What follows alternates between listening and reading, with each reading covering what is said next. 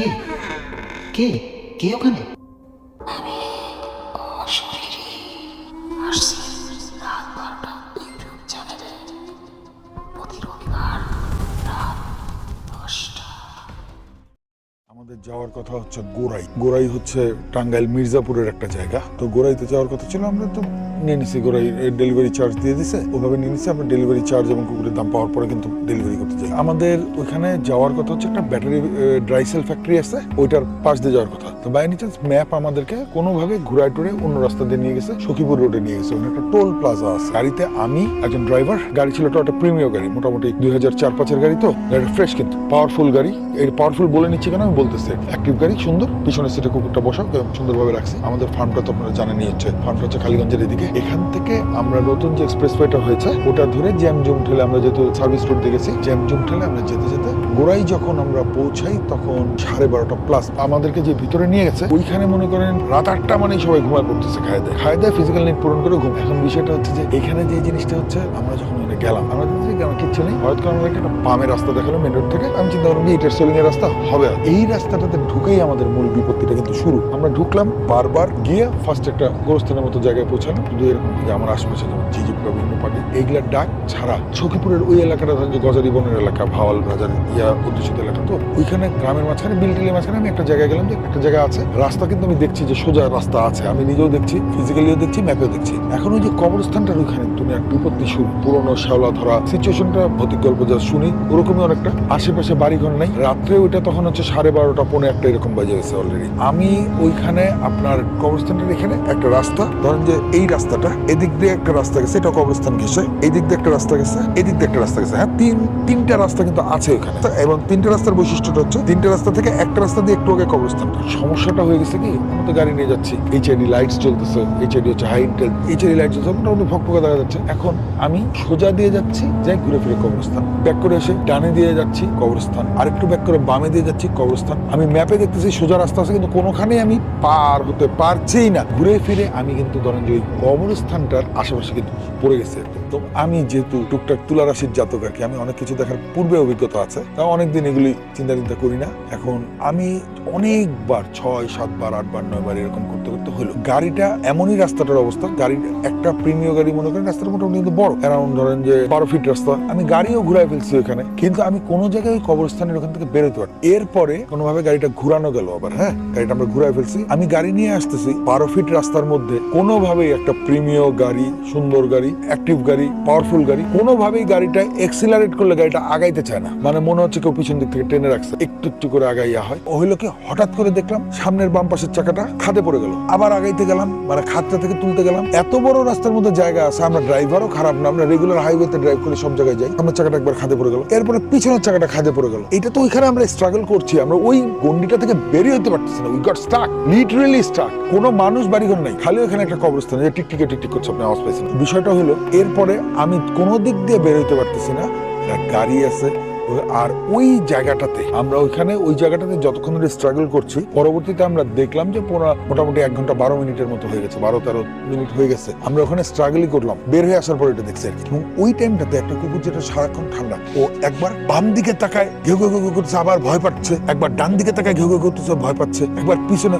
ও মানে এত সাহসী, এত অ্যাক্টিভ কুকুর, সারা রাস্তা খুব ঠান্ডা আমার সাথে, হঠাৎ করে সে অ্যাগ্রেসিভ হয়ে যাচ্ছে ডানে বামে তাকায়। মিনওয়াইল ড্রাইভার, আমি সবাই তো মনে করেন যে ঘেমে একাকার অবস্থা। গাড়িতে এসি চলছিল, গাড়িও ঘোলা হয়ে গেল পুরা। তারপরে গাড়ি থেকে নামলাম, নেমে আমি বললাম যে আমি দেখি, আপনি আসেন, আমি আপনাকে গাইড দিই। মোবাইলের লাইট দিয়ে, আমি গাড়ির লাইট কিন্তু জ্বলছে, তারপরেও আমরা রাস্তা দেখতে পাচ্ছি না, করতে পারছি না। আমি বললাম আমি গাড়ি, হ্যাঁ আপনি আসেন। বের হওয়ার পর আমি খেয়াল করলাম, জাস্ট এরকম দূরে, হ্যাঁ অন্ধকারে একটা অবয়বের মতো লাগছে।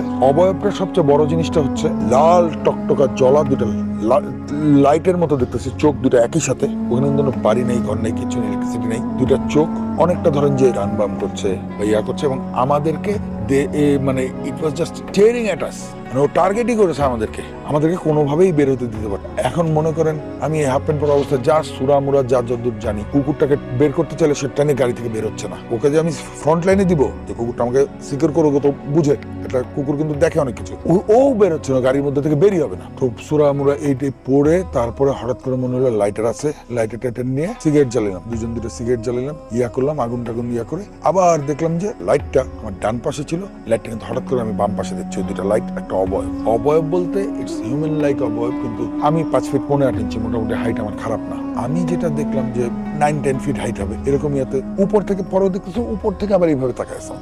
অনেক কিছুর পরে কোনো মত আমরা গাড়িটা দেখা যাচ্ছে একটা এরকম এতটুকু সাইজ ইট, মানে পুরা কিন্তু একটা ইটও না, এতটুকু সাইজ একটা ইটের টুকরা, ওইটার উপর দিয়ে যেই গাড়ি নিয়ে আমি 100 পুরো চালায় চলে গেলাম, সব ভাঙা চলে সবকিছু পার করে, কিন্তু ওইখানে ওই অতটুকু ইটের উপরও গাড়িটা উঠতে পারতেছে না, এটা মনে হচ্ছে টেনে ধরে রাখছে। এই সুরা টুরা পরে ইয়া করে আমার মিনওয়াইল এমনি ইউরিন ইনফেকশন আছে, আমার ব্লাডারের চাপ আসছে, তা আমি ইউরিন পাস করলাম এক জায়গায় সাইডে, আমার উপায় ছিল না আসলে, ইউরিন পাস করলাম। এরপরে মনে হলো গাড়িটা একটু আগায় মনে আমরা ওখান থেকে বেরোলাম, বের হয়ে আমরা আবার ওই সখীপুর রোডের যে টোল প্লাজাটা আছে ওখানে আসলাম, এসে মুখে ঢুকে পানি দিলাম। ওরা আমাদেরকে তখন জিজ্ঞেস করলো আপনারা কোথায় যাবেন, আমি জায়গাটার কথা বললাম, তাহলে এই দিক দিয়ে ঢুকছেন কেন? ভাই এখানে কি আছে?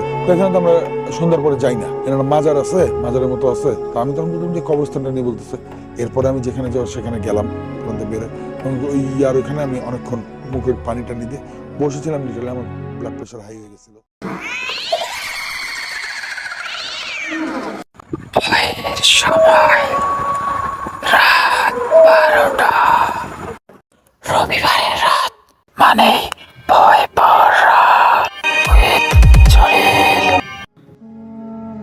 2002 সালে আমার বড় ভাইয়ের সাথে ঘটা, আমি আমার আম্মুর মুখে শুনছি। আমার ভাইয়া যেদিন হয় রাতে 2টা-2:30 বাজে, এরকম টাইমে হওয়ার ঠিক পরপরই একজন লোক আসে আমাদের বাসায়, জুব্বা পরা, সুন্দর করে, অনেক লম্বা, 6.5 ফুটের উপরে। সাধারণ মানুষ তো এত বড় হয় না। মানে আইসা বলতেছে এই ছেলেটাকে দিয়ে দাও। তো আমার আম্মু বলছে কেন? বলছে যে তা আমাদের সাথে লোক। এই 2টা-2:30 বাজে, গ্রাম অঞ্চলে তো বুঝতে পারতেছেন, আর 2টা-2:30 কত রাত, গভীর রাত। ভয় পায় নেই, মানে স্বাভাবিক বাচ্চা হইতেছে, গ্রাম অঞ্চলে আবার এটা আসে যে পাশের ঘর খবর টবর রাখ। ওই দিনই হয়েছে 2টা-2:30 দিয়ে হওয়ার পরেই একটা লোক আসছে, এসে বলতেছে যে ওরে দিয়ে দাও। বলছে যে আপনাদের কাছ থেকে অনুমতি নিতে আসছে, আপনারা যদি না দেন আপনি অন্যভাবে নিয়ে যাবেন। ভয় পাইছে। এখন ভয় পাইলেও তো যত ছেলে, এটা তো কেউ অস্বাভাবিক, কেউ আইসা যদি চায় এভাবে কেউ দিবেন। তারপর না করে দিচ্ছে, উনি হুমকি টুমকি দিয়ে চলে গেছে। এই যে আপনারা যদি না দেন আমরা অন্যভাবে নিয়ে যাবো, জোর করে নিয়ে যাবো। হ্যাঁ, দিয়ে দিতেই হবে। ওনার চলে গেছে। চলে যাওয়ার কিছুদিন পরে 6 মাস 5 মাস এরকম আমার ভাইয়ার বয়সের সময় ওনারে খুঁজে পাওয়া যেত না, গায়েব হয়ে যেত। গায়েব হওয়ার পর ওনারে বিভিন্ন জায়গায় পাওয়া যেত, বাড়ির পিছনে,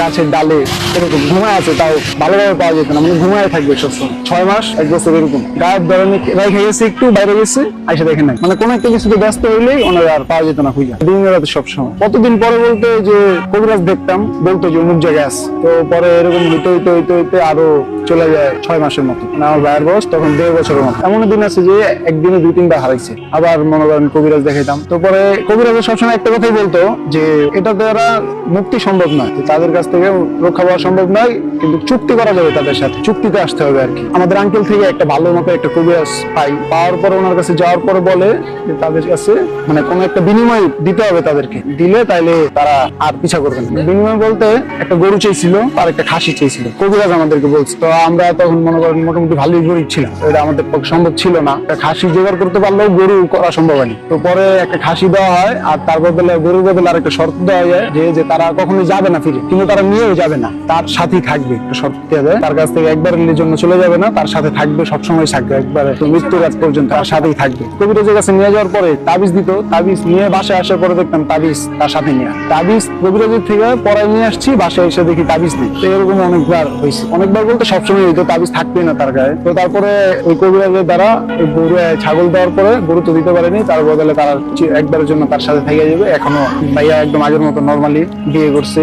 বুঝতে পারে এটা অনেক সময় হয়, যেমন ধরেন কেমন কিছু হয় যে ধরেন ভাইয়ার কোনো জায়গায় কাইটে গেলে বা কোনো আঘাত পাইলে স্বাভাবিক আমরা একটু খেলতে গেলে বা কিছু করতে গেলে একটু ব্যথা ট্যাথা পাই, তো ওটা ভাইয়ার নর্মালি অনেক তাড়াতাড়ি একটা মানুষের থেকে অনেক তাড়াতাড়ি সুস্থ হয়ে যায়। তো একটা ঘটনা বললি, ভাইয়া একবার অ্যাক্সিডেন্ট করছিল, হুন্ডা অ্যাক্সিডেন্ট করছিল, বাইক অ্যাক্সিডেন্ট। তো বাইক অ্যাক্সিডেন্ট করার পরে ভাইয়ার পাটা মানে অনেক ইনজুরি ছিল, ভাঙে নাই, তবে ছিলাটি লেগেছিল অনেক। তো ভাইয়ার বেশি দিন লাগেনি, পুরোপুরি সুস্থ হয়ে গেছে। 2 দিন পরে সে একবার চলতে ফিরতে পারতেছে, কিন্তু শুকায়নি। 1 সপ্তাহ পর মনে করেন যে তার পুরো একদম সুস্থ হয়ে গেছে। ভাইয়ার যে অ্যাক্সিডেন্টটা হয়েছে ওটা যদি অন্য কোনো সাধারণ লোকের হইতো, মিনিমাম হসপিটালে 1 মাস 20 দিন থাকতো। আমার নিজেরই যদি হইতো তাহলে আমারই হসপিটালে যাওয়া লাগতো, অনেকদিন থাকাও লাগতো। ভাইয়া মনে করেন যে এটা প্রতিনিয়ত একটা ঘটনা শুনে কিছু ঘটতো যে টিনের মধ্যে শব্দ হতো, হাঁটাহাঁটি করতেছে, টিনের বাসা গেটে এসে টকা দিত, পিছিয়ে বাড়ির পিছন থেকে কেউ বলতো ওরে দিয়ে দাও, আমাদের আওয়াজ করতো, আরো বিভিন্ন হাসি চিৎকার এরকম শোনা যেত। ছোটবেলা থেকে ভাইয়া তার নিয়ে যেত, হারাই যেত, কিন্তু কি তার কোনো ক্ষতি করতো না। ধরেন ব্যথা ব্যথা পাইলে কোনো কিছু হইলে ওটা আরো ভালো হয়ে যেত।